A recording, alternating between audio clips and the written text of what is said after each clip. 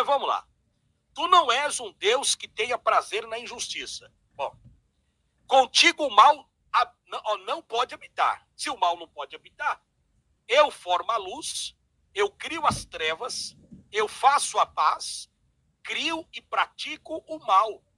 Quer dizer, além dele criar, ele ainda pratica o mal.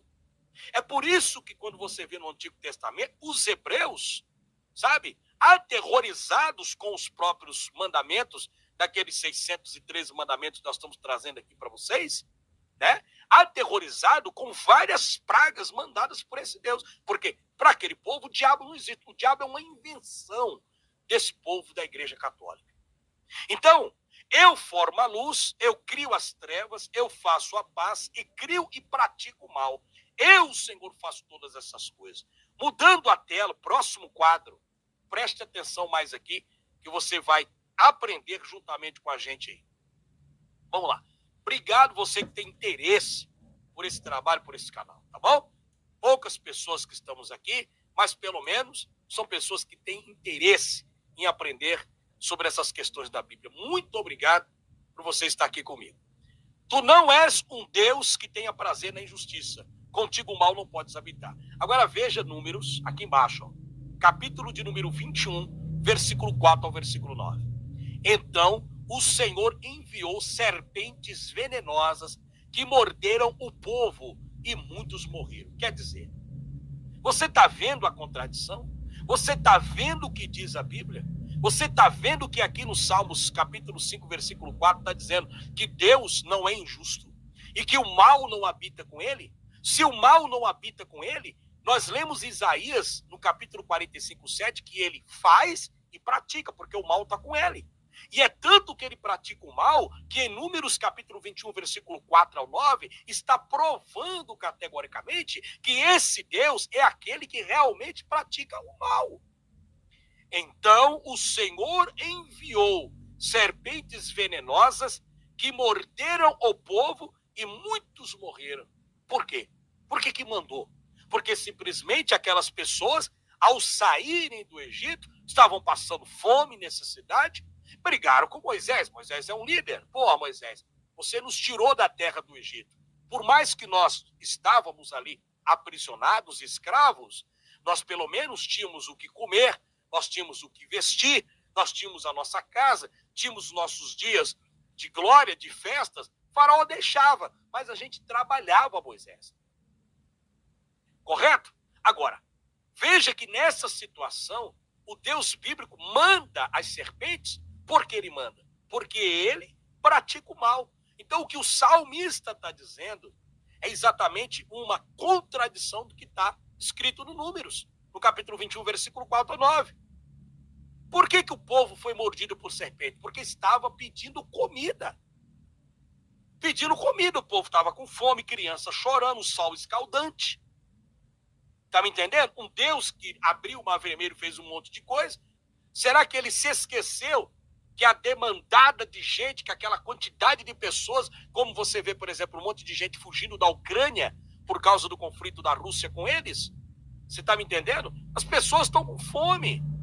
Chega um determinado momento que elas querem comer, sabe? O mínimo que uma pessoa pode ter por dia são 3 refeições para a sua sobrevivência humana, que seria o café da manhã, o almoço e a janta. É o mínimo. É claro que a gente come muita coisa, uma bolachinha aqui, pega um pacote ali, um bolinho ali, etc., um pãozinho na tarde. Tem gente que tem 5, 6, 8 refeições no dia. Mas esse Deus tirou o povo do Egito e não se preocupou com a alimentação do pessoal. Não se preocupou. É tanto que chegou a um ponto que o povo não estava aguentando mais. Pô, cadê Deus? Não é? Cadê esse Deus? Cadê essa divindade? Cadê esse nosso Senhor? Que não faz absolutamente nada por nós. O povo reclamou. E por eles terem reclamado, aí Deus vai lá e joga a serpente para morder as crianças. Aonde Moisés precisou levantar aquela serpente no deserto. Cara, o Jesus bíblico chegou dizendo, olha, vocês que são maus, sabeis dar coisas boas para vossos filhos? Imagina o vosso pai que estás no céu. Se você pedir pão, ele não vai te dar uma pedra. Se você pedir peixe, ele não vai te dar uma serpente. Olha aqui, Jesus parece que não soube, né? Na realidade, parece que Jesus, conhecedor da Torá, que foi lá ler, né, a palavra, a Torá ali no templo, né, quando Jesus era menino, etc. E parece que Jesus pulou essa parte. Ou então é proposital mesmo, né? Porque como pode ele sendo o próprio Deus, ou então ele quis se defender, né? Porque o réu, ele sempre gosta de se defender com direito, ele tem direito à defesa. Se Jesus é o próprio Deus, então Jesus não ia chegar para os discípulos e dizer, olha, se você pedir pão, eu vou te dar pedra. Se você pedir peixe, eu vou te dar uma serpente, viu? Por quê? Porque Jesus, sendo o próprio Deus, praticou isso lá no livro de Números, no capítulo 21, verso 4 ao 9. E com certeza ele não queria mostrar isso para o pessoal que ele era um grande de um filho da puta, ele era um grande de um canalha, ele era um grande de um safado, de um vagabundo. De forma nenhuma, ele não queria fazer um negócio desse. Porque então ele inventa a história. Olha, se você pedir pão, eu vou te dar pão. Se você pedir peixe, ele vai. Então faz o seguinte, crente. Sabe? Porque tem crente pedindo uma cesta básica e não tem. Tem crente pedindo dinheiro para comprar um gás e não consegue. Para comprar medicamento, que aumentou o preço agora, não consegue. Entendeu? A Bíblia dá uma série de promessas para você que é cristão. Mesmo assim, o pastor, o manipulador, esses manipuladores, começam a dizer para você que você precisa ter mais fé. Peraí, cara, a questão de fé é um negócio meio contraditório. Por quê? Porque se você está dentro de uma igreja, você já tem fé. Se você está falando de Jesus, é porque você já tem fé nele. Então você não tem que ter mais fé. Você vai ter mais fé no quê? Se você já tem a fé ali. Concorda comigo? Agora, se você está na igreja e não tem fé, a Bíblia diz que sem fé é impossível agradar a Deus. É impossível agradar. Como é que você vai agradar a Deus se você não tem fé? Então, se você está lá, porque você agrada a Deus, então você tem o direito, porque é um direito seu, sabe? Você tem o direito, porque é uma promessa direta. Você sabe, eu não sei se você tem esse conhecimento, a Bíblia tem 600 promessas, que são 300 diretas e 300 promessas indiretas. Então, essas promessas de João, quando diz o seguinte, olha, tudo que perdides em meu Pai, crendo recebereis. E se você pedir qualquer coisa, eu vos farei para você. Será que esses gêmeos siameses, esse pessoal que nasce grudado, será que eles não pediram para Deus separar eles? Pô, mas aí tem um problema, porque se tentar separar, um vai ter um coração e o outro não. Então eles são obrigados a viver uma vida inteira totalmente presos um ao outro. Ou seja, e disse Jesus, tem milagre que eu não consigo fazer. É exatamente isso que eu quero comentar com você. Observe, eu quero agora passar mais isso daqui. Deixa eu ver onde eu parei aqui. Deixa eu ver aqui, peraí. Assim, vamos terminar essa parte aqui. 2 Samuel, capítulo 24, versículo 15, galera. Então o Senhor enviou uma praga sobre Israel desde aquela manhã até a hora que tinha determinado. E morreram 70.000 homens do povo de Dan-Berseba.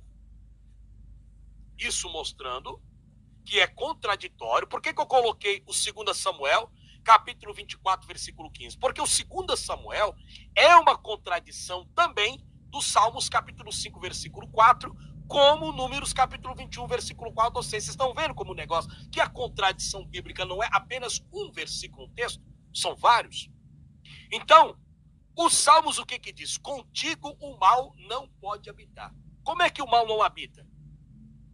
2 Samuel está dizendo o quê? Então o Senhor enviou o mal, uma praga. Se ele envia uma praga, é porque o mal habita com ele. Sabe, quando você envia, por exemplo, Deus, ele envia uma praga para o cidadão, é porque ele está com ódio, porque ele está com inveja, porque ele está com alguma coisa contra o ser humano. Então aqui o texto é claro, categoricamente, dizendo, então o Senhor enviou uma praga, quer dizer, então ele habita com o mal.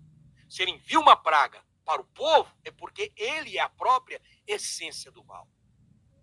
No livro de Jó, no capítulo 1, versículo 6, quer dizer, preste atenção que também é a outra contradição. Veja que eu repeti aqui nos slides desse quadro, dessa videoaula para vocês, onde eu estou mostrando Salmos, capítulo 5, versículo 4, que mostra tu não és um Deus que tenha prazer na injustiça. Já mostrei para vocês que Deus tem prazer na injustiça em vários pontos. Isso aí já está esclarecido. Agora, continuando, depois do ponto e vírgula, contigo o mal não pode habitar. Mostrei para vocês em Números capítulo 21, versículo 4, que Deus enviou serpentes, ele enviou o mal. Mostrei para vocês que Deus habita com o mal porque ele é a essência do mal. Ele é o próprio mal, ele é o próprio demônio dentro da Bíblia. Isaías 45, versículo 7, ele é um réu confesso, tá? Agora aqui mostramos para você em 2 Samuel 24:15, então o Senhor enviou uma praga, mais uma prova que ele habita com o mal. E no livro de Jó, capítulo 1, versículo 6, também contradiz o escritor do Salmo 5, verso 4. Contigo o mal não pode habitar. Então, o que é habitar? É morar, é estar junto. Não é assim? Sim ou não, galera? Sim ou não? Quando você fala habitar, eu habito com o meu pai. Eu moro com o meu pai. Eu habito com a minha mãe. Eu moro com minha mãe. Né? A Bíblia usa o termo coabitar. Quando ela usa a expressão coabitar, entrar, aí significa um termo de relação sexual. Quando ela fala que ela está falando em habitar. Habitar fala de habitação. Né? Então está dizendo que contigo o mal não pode habitar. Como que não pode habitar? Sendo que em Jó, capítulo 1, versículo 6, presta atenção. Aí nós vamos entender que os milagres é uma grande farsa. Certo dia, os anjos, isto é, os filhos de Deus, vieram apresentar-se perante Yahvé, o Senhor, e Satã, o acusador, aproximou-se também junto um deles. Então Yahvé questionou a Satanás e perguntou de onde vens. Já expliquei para vocês que com Deus onisciente, ele não precisaria perguntar para o diabo de onde que ele vinha, porque ele roda, todos os olhos de Deus estão em todos os lugares. Se os olhos de Deus estão em todos os lugares, então não havia necessidade de perguntar para o diabo que ele mesmo criou de onde que ele vinha. O outro problema é o que o diabo está fazendo lá em cima. Se o diabo caiu desde o jardim do Éden, então ele ainda tinha acesso ao reino dos céus? Ele ainda voltava lá em cima? Então Yahvé questionou a Satanás. Olha, quando você questiona uma pessoa, um questionamento é um debate. A palavra questionamento é debate. Por que você questiona? Porque você quer ter uma resposta. Porque você quer ter uma interação dialogal. Você quer dialogar para ter uma interação. Então, quando Deus interage nesse texto com o tal do diabo, questionando a Satanás, de onde ele vem, isso já é um motivo de você ter pegado a tua Bíblia e jogar na lata do lixo. Por quê? Porque esse Deus que está na tua boca é um, mas o que está na tua Bíblia é outro. E Satanás deu-lhe a seguinte resposta, tá vendo? Deu a resposta. Olha, de rodear pela terra e ir pelos caminhos do mundo. Veja que o mal está habitando com Deus. Ah, não, Rivanildo, o mal ele não está habitando com Deus. O diabo só foi lá. Peraí, mas se ele foi expulso do paraíso, foi expulso uma vez. Veja que quando conta a história no Gênesis, quando Adão e Eva saíram do paraíso e foram expulsos do paraíso para lavrar a terra e para produzir os alimentos para a sua sobrevivência, veja que foi colocado querubins com espada flamejante, para que eles não retornassem ao lugar sagrado. Vocês entenderam? Então, se essa espada desse querubim não permitiu Adão e Eva voltar para lá dentro para se arrepender, isso também é uma contradição com aquilo que Jesus disse pelo apóstolo Pedro, quando Pedro perguntou: quantas vezes devo perdoar meu irmão? 7 vezes? Jesus disse: eu não te digo 7, mas 70 vezes 7. São 490 vezes. O próprio Deus criou toda a situação do Jardim do Éden, planejou toda a sacanagem para ferrar com a vida da humanidade, expulsa os caras, o homem e a mulher lá, e coloca um anjo. Quem que vai entrar com uma espada flamejante? Mas o diabo parece que ele tem acesso ao reino dos céus. O diabo parece que ele consegue chegar nos portões celestiais e fazer, então, uma barganha com o querubim.